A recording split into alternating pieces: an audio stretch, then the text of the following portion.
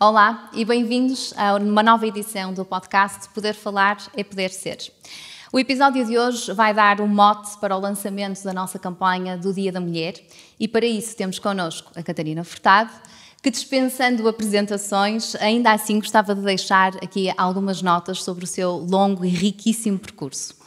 É uma carreira muito eclética, Catarina. Frequentou a Escola de Dança do Conservatório Nacional de Lisboa, licenciou-se em jornalismo, fez rádio, faz televisão, onde é apresentadora e documentarista, faz cinema, teatro, escreve letras de músicas e livros para todas as idades. Tem um podcast recente, Ponto de Luz, que convido toda a gente a ouvir. É embaixadora da boa vontade do Fundo das Nações Unidas para a População e fundadora da Corações com Croa, onde estamos aqui hoje pertinho. Catarina, obrigada por nos receber. Obrigada, Catarina, é um prazer. Estamos aqui na Biblioteca de Belém, que tem um espólio feminista, não é por acaso, que é Paredes Meias para Corações com Coroa. Muito bem. Eu tenho aqui algumas perguntas que preparamos para ti hoje. Uma delas foi lançada por uma colega que gostava muito de fazer uma pergunta. Vamos deixar essa para o fim, que é especial. Mas começando aqui pelo princípio, com uma mãe que foi professora do ensino especial e um pai porta-voz da Revolução, estavas quase destinada a ter este percurso ligado aos direitos humanos. Pois não sei, já dei por mim a pensar muitas vezes o porquê desta minha caminhada que começou aos 9 anos. E o meu pai, mais do que só, ou também porta-voz da liberdade, do 25 de Abril, porta-voz dos direitos humanos. Isso não é de menos, porque de facto aquilo que é a minha vida é estar muito ligada à promoção dos direitos humanos e à vigilância em relação à violação dos mesmos. Agora, talvez sim, talvez essa sensibilidade deles, os dois, em áreas tão diferentes, tenha sido tatuada na minha vida, porque eu comecei aos 9 anos a fazer voluntariado na escola onde a minha mãe ensinava e dava aulas, da Crenabel, com pessoas com deficiência. E para mim foi muito óbvio, logo aí, que a diferença que aprendi na altura, não fazia ideia, que a diferença que pode discriminar para mim seria algo que eu queria erguer como bandeira para a riqueza da diversidade. Eu percebi logo muito cedo, não sabia os conceitos, não é, Catarina? E depois percebi que qualquer que fosse a minha profissão, bailarina clássica ou jornalista, teria que passar por estar continuamente atenta às desigualdades sociais, à violência, ao sofrimento, em relação aos outros. E pronto, acabou por acontecer através da comunicação e, portanto, para mim foi muito evidente que eu tinha que comunicar aquilo que eu acho que deve ser, que devem ser os princípios para criar uma sociedade mais justa.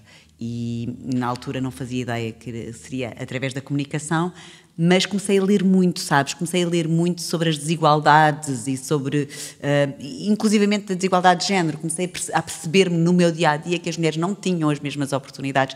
Isso começou-me a indignar.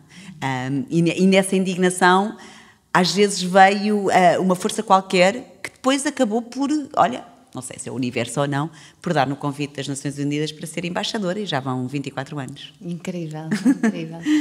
Hoje, mais do que nunca, nós estamos a viver tempos difíceis, não é? Em que ataques àquilo que são os avanços nas alterações climáticas, às desigualdades, o efeito Trump, aquilo que se chama o efeito Trump.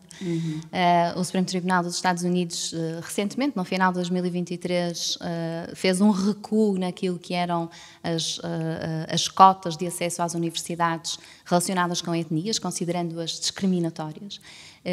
E, portanto, são tempos difíceis para trabalhar direitos humanos. E eu gostava de recuperar aqui uma frase que é tua, de uma das entrevistas, em que dizes que a vida está cheia de obstáculos, mas também de oportunidades.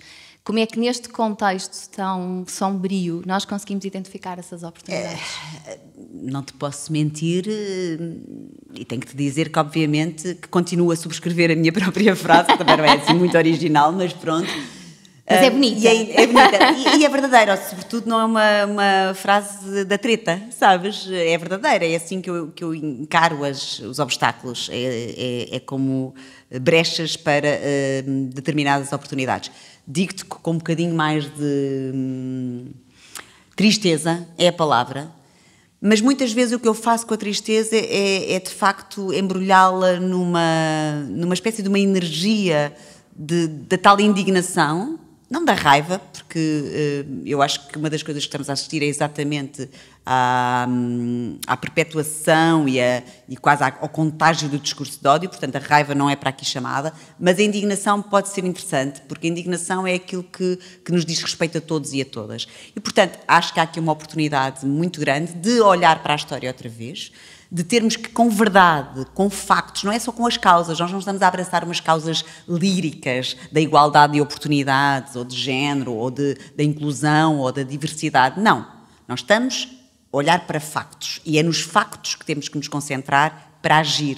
E, na verdade, quando nos unimos em prol de ideais de justiça, as coisas acontecem. A lei do aborto, por exemplo, é um dos exemplos. A lei da violência doméstica é outro dos exemplos. E agregados às leis, mesmo que elas muitas das vezes não sejam aplicadas, que é muitos dos casos, no que diz respeito à violência doméstica, há muito por fazer, mas há uma lei. E a lei é um escudo. A lei é um aliado. E a lei faz mudar. A lei transforma. E eu dou-te exemplos de N países onde eu andei, porque felizmente, e não quero aqui fazer aqui um novelo, não é?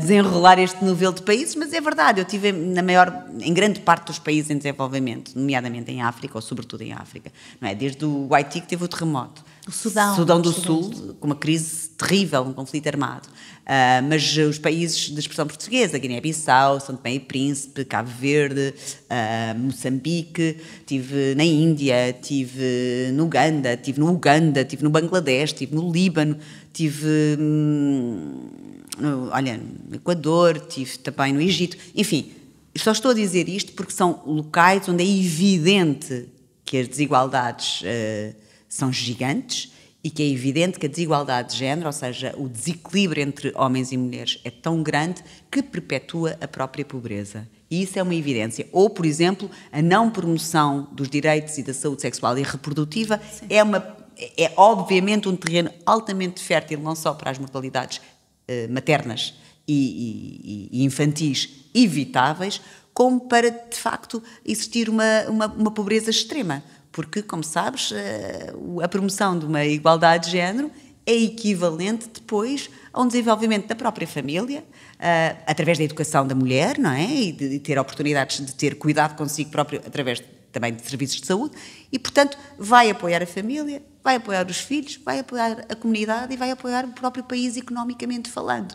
Portanto, quando se investe, e sabe-se isso, nem que seja 25% na igualdade de género, há um aumento do PIB altamente significativo. Sim. Isto são números, são os tais factos que eu acho que nós nos temos que agarrar para continuar a encontrar oportunidades nos obstáculos que vêm. E nós sabemos, há um governo mais conservador, imediatamente é o corpo da mulher e os direitos da mulher que vão ser penalizados. Imediatamente. Porque é que será que em todos os governos, e falando dos Estados Unidos mais conservadores, as organizações não governamentais relacionadas com os direitos das mulheres, e nomeadamente com a saúde sexual e reprodutiva, são logo penalizadas, sofrem cortes gigantescos no seu financiamento, e o que acontece é que depois mais mulheres morrem ao dar à luz sem condições nenhumas, mais bebés morrem ao dar à luz sem condições nenhumas. E, portanto, acho que a saúde de um país se vê pela saúde da mulher.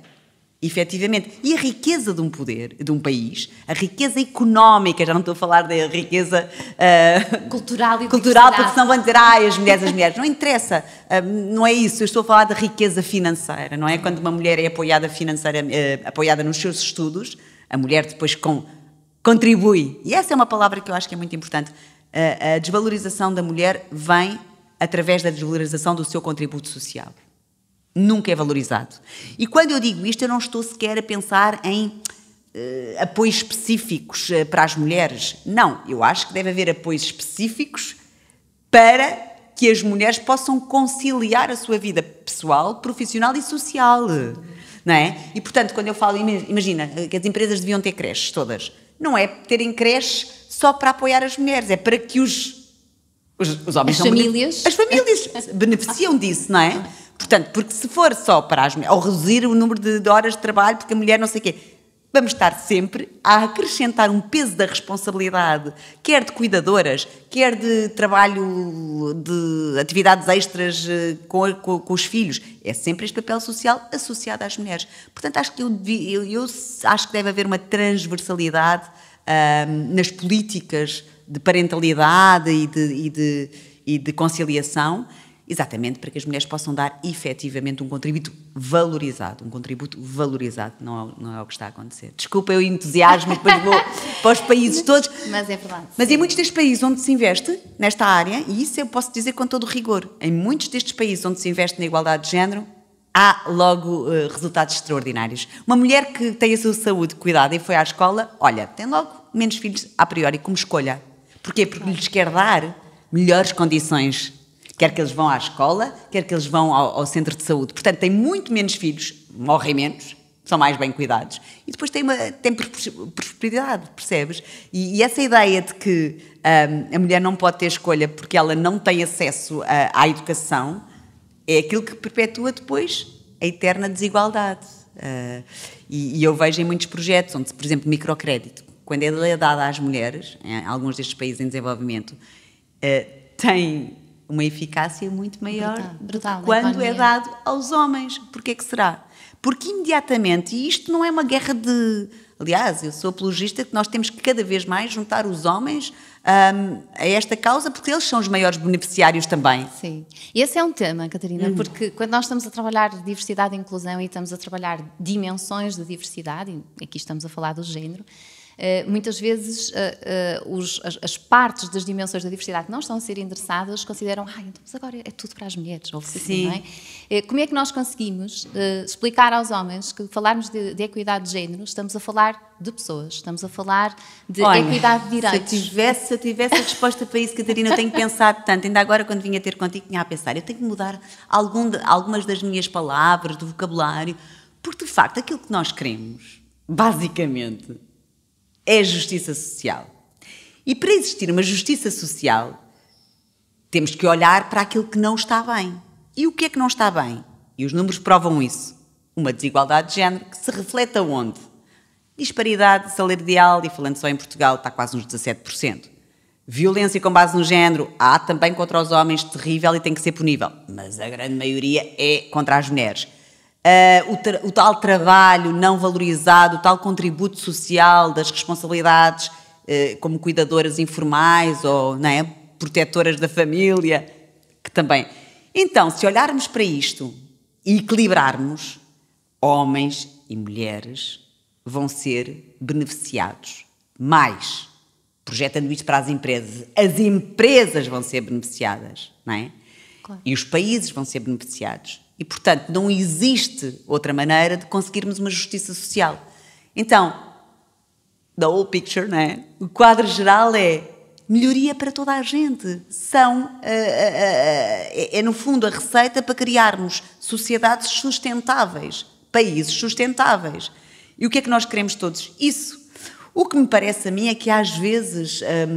não explicamos o suficiente. Eu às vezes penso assim, já explicámos tanto. Não, ainda não explicámos, porque ainda há pessoas que confundem feminismo com uma supremacia em relação... Não, feminismo é uma coisa... Eu continuo a ter que explicar a adultos. No podcast eu tive miúdos de 14 anos a saberem perfeitamente isso, não é? Ou miúdas mais, não é? Porque sabem que têm... Mas os miúdos também. Os miúdos também, mas as miúdas já sentem que se têm que defender, que é uma coisa difícil, Catarina. É difícil perceberes que as miúdas já sentem que assédio sexual ou laboral está muito mais associada às raparigas e, portanto, elas são os maiores alvos. Claro. Portanto, elas já têm que se defender, já têm que ler muito mais sobre o que é isto, não é? O que é isto de ser mulher no século onde estamos, mesmo num país desenvolvido. E por isso, o que eu penso é, nós temos que continuar, isso não há qualquer dúvida, que temos que continuar, e agora mais do que nunca, olhar para trás para as grandes conquistas e fazer homenagem às nossas Marias todas, que de facto andaram cá, olhar para o que resultou e não deixar que estes ventos, que são ventos de medo,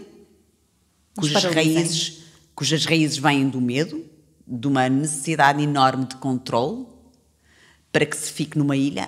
Estes ventos têm a ver com pessoas que querem ficar numa ilha, não é? E com medo de serem confrontados. E só não têm mais medo porque financeiramente também têm... Estão protegidos. E essa é que é essa. São medos sem empatia nenhuma, sem nenhum sentido comum do que é esta humanidade partilhada. Claro. E é isso que faz a diferença. E sem conhecimento. E os homens da minha vida são todos feministas. E... Tiveste a sorte de ser criada com um pai feminista? Eu fui criada com um pai feminista. Sim, ele nem sabia que era. E isso é que é muito interessante. Isso, mas era. Foi o primeiro feminista conhecido. Pronto, então é isso que temos que pegar, Catarina. O meu pai nem sabia que era feminista, acho eu. Desculpa, pai. Se calhar sabia. Pronto. Se calhar não usava esse Não usava. Mas isso é tão motivador, é tão inspirador e tão comovente ao mesmo tempo. Percebes? É mesmo comovente que nós, de alguma forma, temos que saber passar para... Olha, os dois rapazes que estão atrás das câmaras, passar para eles que não há aqui nenhuma luta de género, não é? Quer dizer, zero. Eles têm que ser feministas para querer ter uma sociedade onde eles se sintam melhor. E até mais, eu acho que a igualdade de género vem libertar os homens de muita masculinidade tóxica, de coisas que são exigidas do papel social aos homens, porque o papel social às mulheres é exigido e nós cumprimos-lo. Há umas mulheres que não têm outra hipótese. Claro. Terríveis, têm 2, 3 empregos, ainda vão cuidar do avô e mudar-lhe as fraldas, ainda vão a seguir tratar dos filhos, não têm hipótese nenhuma. As mulheres que têm, e eu aqui faço aqui uma espécie de uma, sei lá, de uma exposição minha, eu felizmente tenho possibilidade, mas na verdade eu acumulo muito mais funções do que o meu ex-marido. Mas muito mais. Porquê? Porque é o meu papel social. Eu já não sei fazer de outra maneira. Sou eu que faço a gestão das agendas, sou eu que trato da parte toda da família, dos médicos, dos miúdos.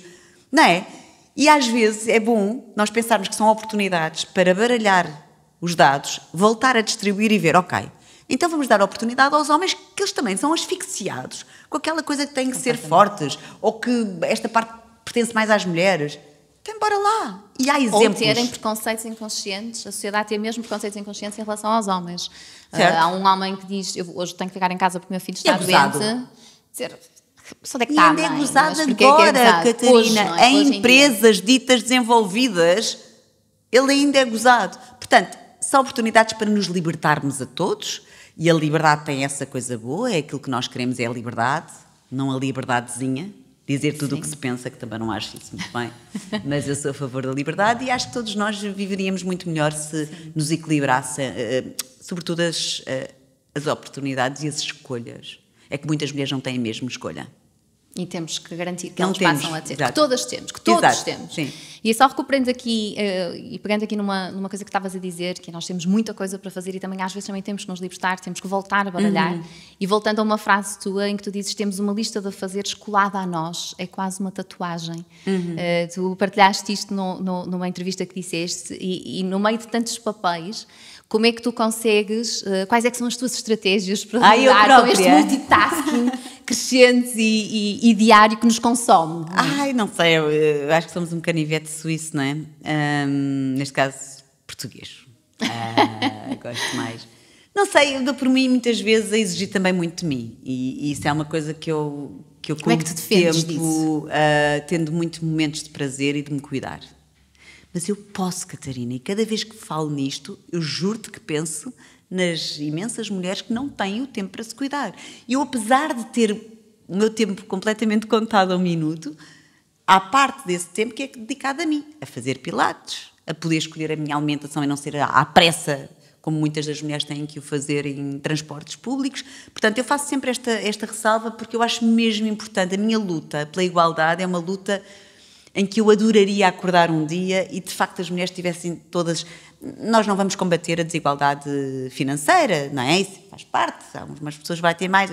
Mas esta ideia de que as mulheres podem, de facto, ter menos responsabilidades acrescidas nas suas costas, eu acredito que as políticas públicas podem trazer isso e devem trazer isso. E, na verdade, nós temos a ciência ao nosso favor, temos a educação, o desenvolvimento da educação e da ciência ao nosso favor. E quando temos estes desenvolvimentos, temos que ter também depois o desenvolvimento da política a nosso favor e das leis. E, portanto, eu acredito que isso possa vir a acontecer, que haja mais benefícios para que, de facto, sociais, para que, de facto, as mulheres possam estar equilibradas. Eu faço uma gestão, eu sou, de facto, intrinsecamente feliz, sabes? Isso é uma sorte.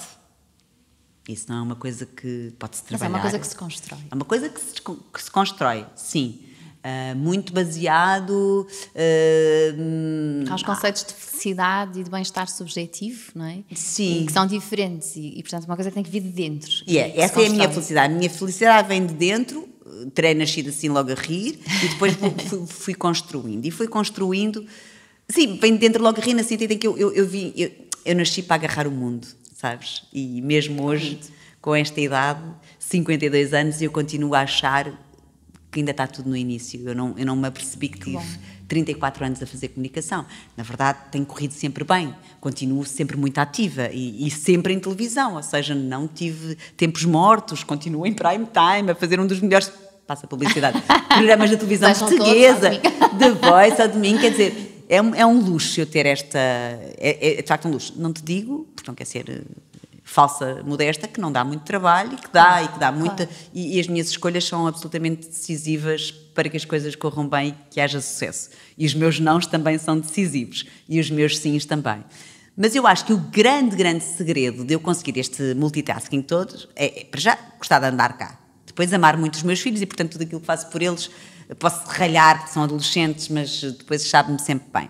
Depois eu sou uma cuidadora por natureza, que se calhar somos todas e essa coisa também temos que começar a olhar para isto e pensar assim, está bem, vá, mas cuida um bocadinho menos. Depois, porque eu adoro o que faço e como escolho as minhas escolhas, eu sinto que são responsabilidade minha, eu não posso depois, a não ser que haja coisas mais que me fogem, não é? Da mão e do destino e que acontecem e que nos põem tristes, de facto o resto depende de mim, eu não vou atirar a ninguém que esteja, o facto de eu estar triste, se foi uma escolha minha. Então eu sou de facto muito atenta às minhas escolhas e trato-me muito bem. Eu rego-me muito. Que bom, que bom, é isso. Eu acho que naturalmente que há contextos que são mais fáceis, claro, mas todas as pessoas têm que encontrar o tempo, o seu me time, não é? Sim. De se cuidar. Sim, depois os psicólogos não são nada a favor disto que eu te vou dizer, mas eu não consigo, com a experiência que tenho, andar há 24 anos nos países em desenvolvimento e a dormir. Já estive em situações, em campos de refugiados durante muito tempo, em situação de conflitos, não é? Ou em situação de catástrofes naturais, como, por exemplo, na Indonésia ou no Haiti a seguir ao terremoto. Enfim, estive em situações tão limite da humanidade. Não eu, porque eu só estava a fazer a reportagem para os meus programas Príncipes do Nada, da RTP. Eu vi tanta coisa e aqui tem que ser, mais uma vez, tendenciosa, mas com factos, que eu acho que isso é muito importante. Nós agarramos às verdades e aos factos reais, temos que todos e todas lutar pela igualdade de género. E as mulheres, nestes contextos que eu vi, em contextos tão diferentes de conflito, enfim, arranjarem forças que eu não sabia como, sabes, a tratarem... Eu vi mulheres com SIDA, mas SIDA que apanharam dos maridos que não são a favor dos contraceptivos e, portanto, eles enfim...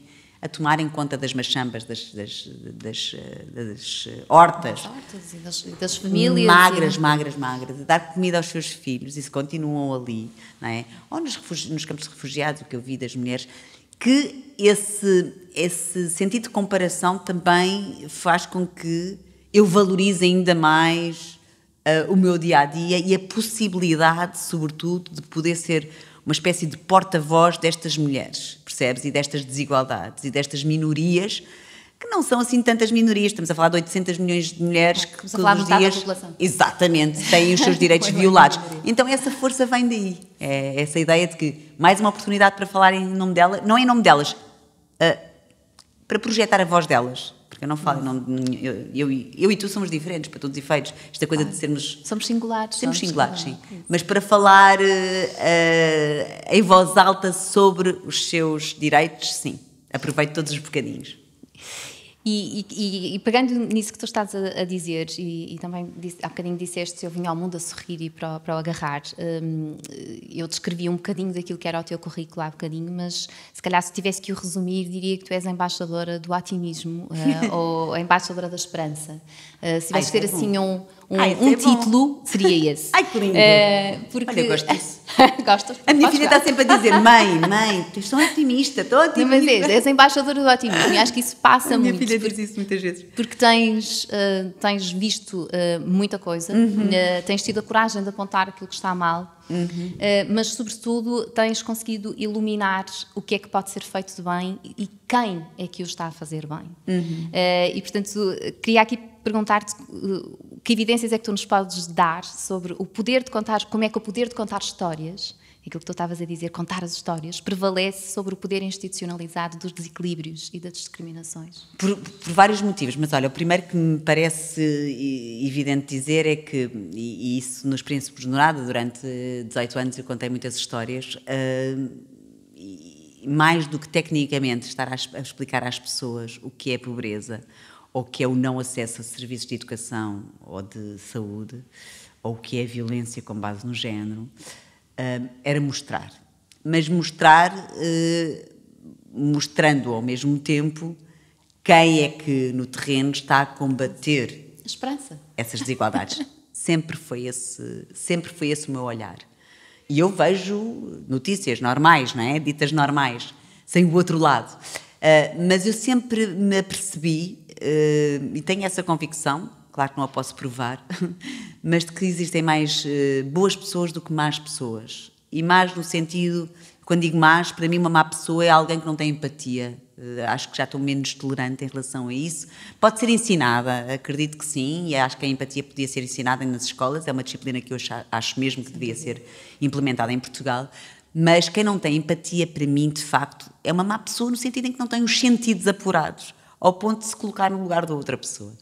E eu, ao contar essas histórias e mostrando quem é que está, quer organizações não governamentais, quer voluntários individuais, pessoas que mudam de vida e vão apoiar, estou a mostrar que, de facto, o outro lado da moeda do mundo, está este lado desconcertado e violento e agreste e duro e doloroso, mas há este lado a tentar consertar. E como eu sinto, pelas reportagens que fiz, que são mais as pessoas boas, e como eu sei depois, e isso é muito factual, o resultado destes projetos naquelas vidas, na qualidade de vida daquelas populações, eu continuo otimista, é evidente. É evidente que só posso continuar otimista.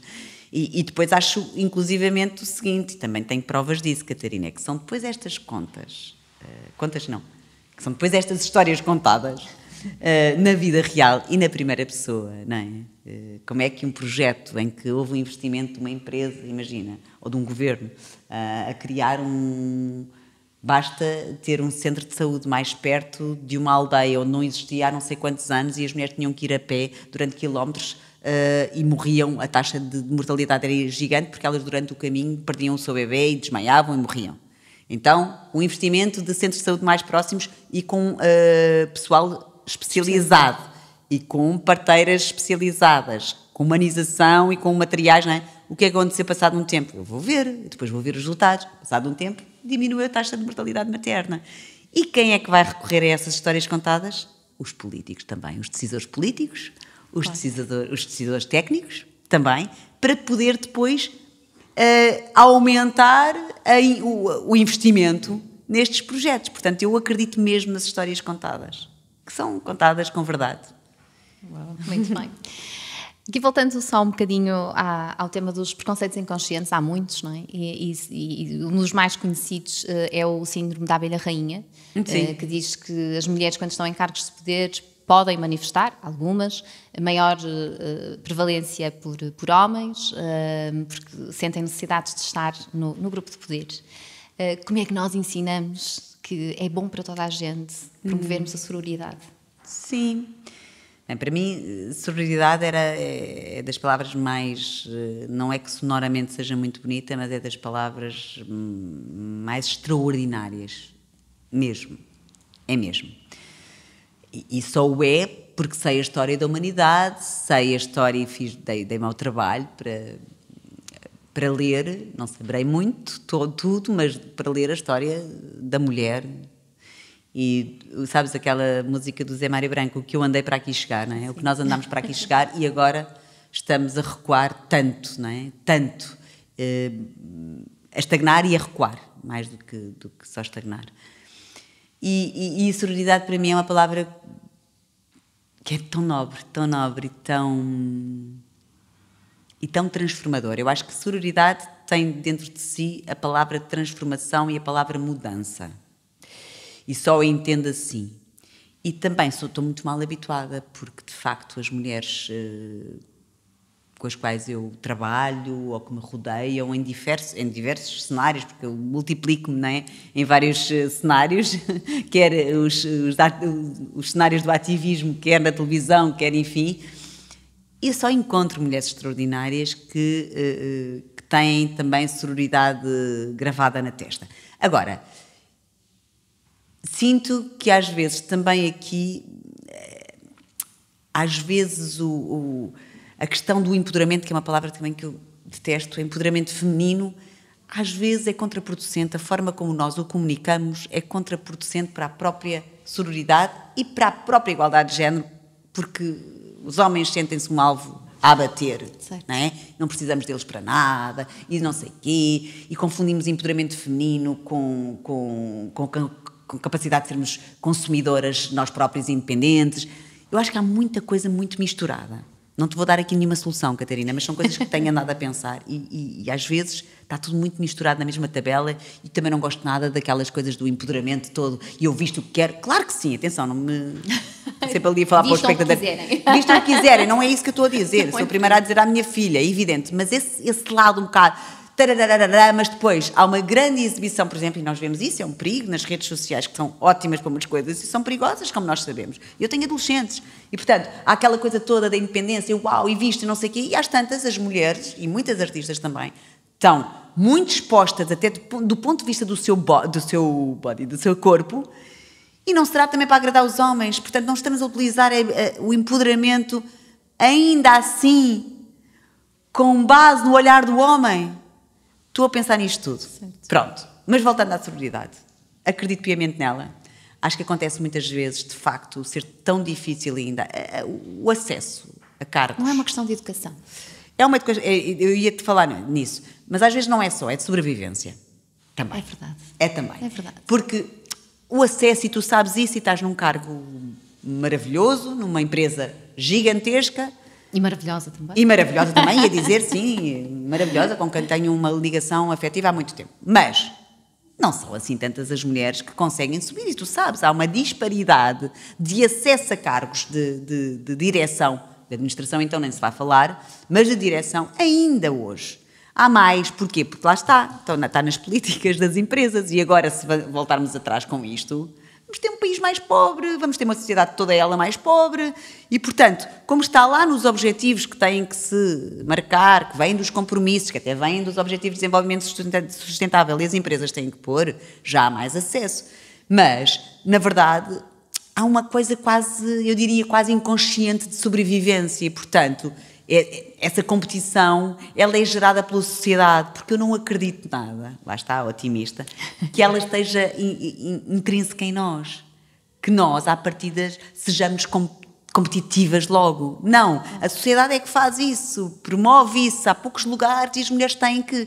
E, de facto, depois acontece isso, há quase uma masculinidade da própria mulher e eu acho que depois, mais tarde ou mais cedo, a verdadeira mulher vem ao de cima e vai ficar infeliz com esse comportamento. Portanto, aquilo que eu penso é que nós devemos mais abertamente falar umas com as outras, apoiarmos umas às outras e eu sei que os homens até gostam muito de ser, também não sabem isso, mas eu sei, eles vão descobrir, de ser liderados por mulheres.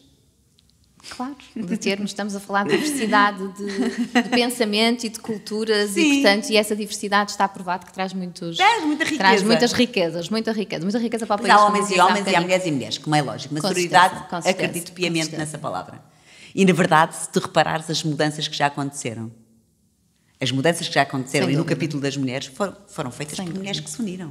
É verdade. Em momentos de grande movimentos dificuldade. De mulheres ao longo da história. E a resistência vem daí. A resistência tem de vir da vigilância. A resistência tem de vir da vigilância, de estarmos mais atentos, de sabermos o que é que queremos para uma sociedade que beneficia todas as pessoas. E aí nós somos, de uma maneira geral, também, não generalizando, mas generalizando, aí nós somos mais proativas. Nós, quando nos juntamos, somos mais proativas. Porque somos mais organizadas também. Também somos mais organizadas. E há mulheres e mulheres, e há homens e homens. Pronto, mas no geral... É evidente, mas no geral, sim.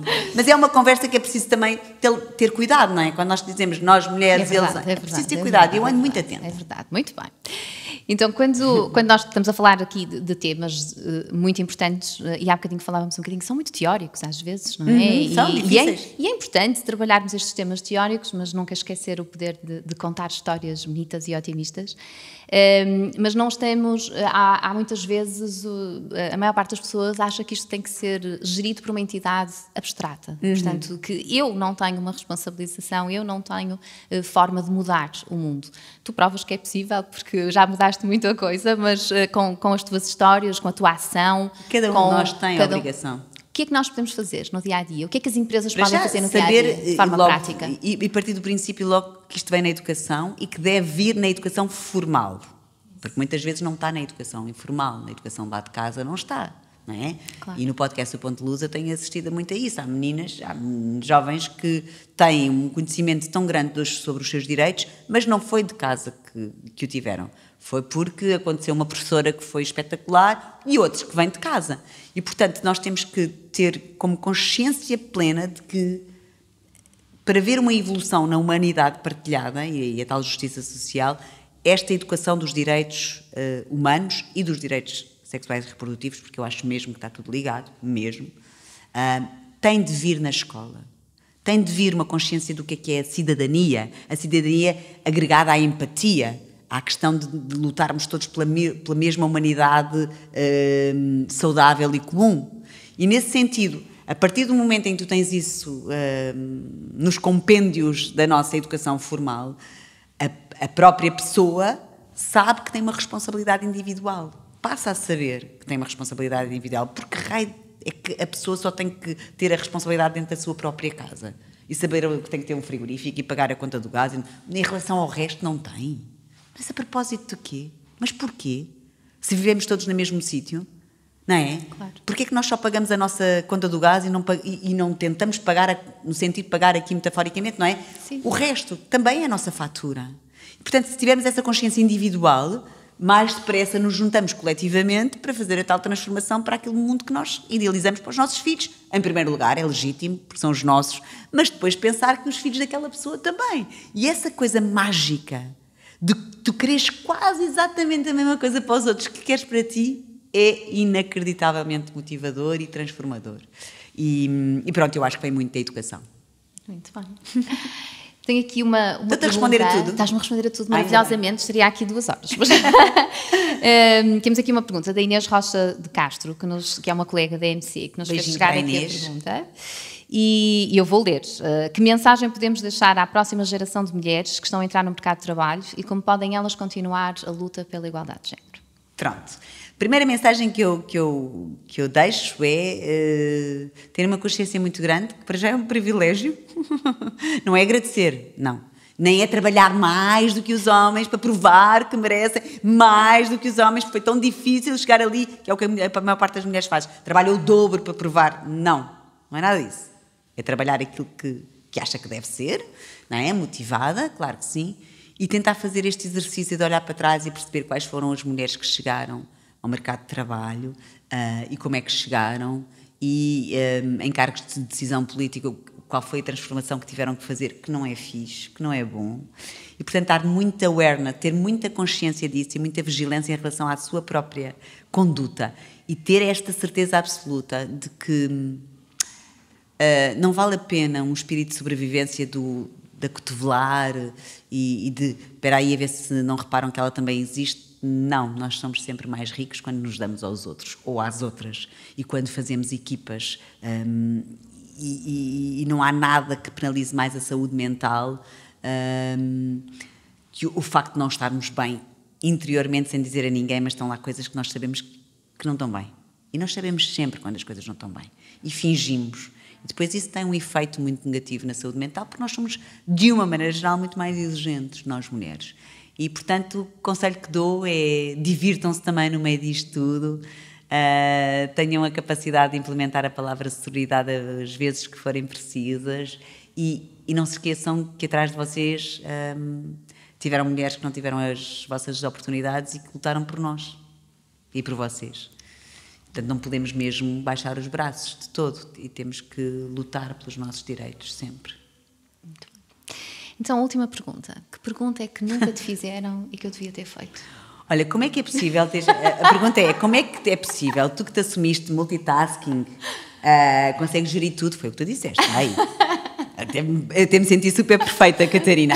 Tu consegues isso tudo, como é que é possível teres vindo a um podcast com uma unha partida? Nunca me fizeram esta pergunta. Não tinha reparado.